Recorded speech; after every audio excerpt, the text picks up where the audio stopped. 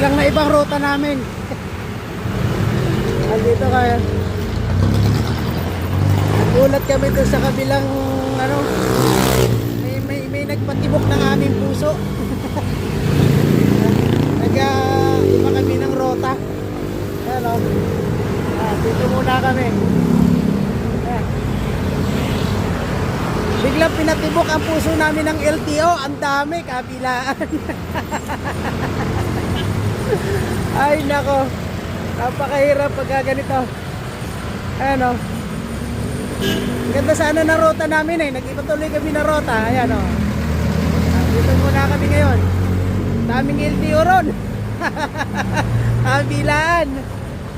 Ayan o, dito kami, init o. Ang sarap. Yan naman ang aming pampabuhay eh, yung init. Ang aming pampakaba, yung LTO.